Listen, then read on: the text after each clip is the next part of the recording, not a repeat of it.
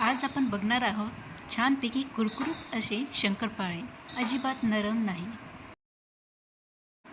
यामध्ये मी 2 वाटी गव्हाचं पीठ घेतलेलं आहे, 2 वाटी मी मैदा घेतला आहे आणि 2 वाटी मी यामध्ये रवाही घेतलेला आहे। तसेच आता यामध्ये मी 1 वाटी बेसन पीठ पण घेत आहे। बेसन पिठासाठी माझी वाटी ही थोडी मोठी आहे, त्यामुळे मी थोडं कमीच घेतले आहे।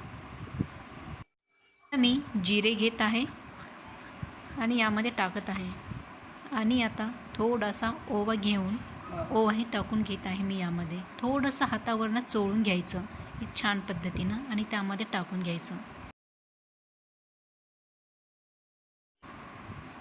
आता मीठ टाकत आहे मी आणि मीठ टाकल्याच्या नंतर यामध्ये लागलीच मी सोडाही टाकून घेतला आहे, सोडाही टाकला आहे। त्यात मी आता कढई ठेवते आहे गरम करण्यासाठी, त्यामध्ये तेल करते गरम आणि हे तेल आपल्याला आहे ना ह्या मिश्रणामध्ये टाकून घ्यायचे पूर्णतः।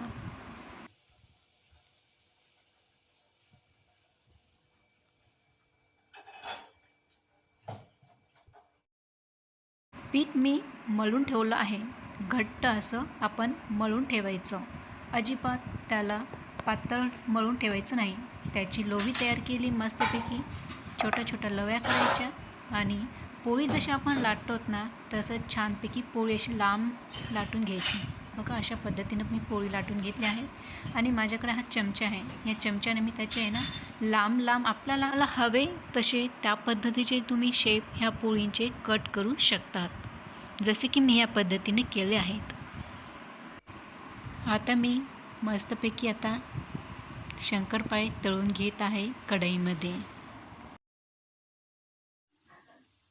जे शंकरपाळे कुरकुरीत मस्त येते ना छानपैकी आवाज, असे कुरकुरीत शंकरपाळे तयार आहेत माझे।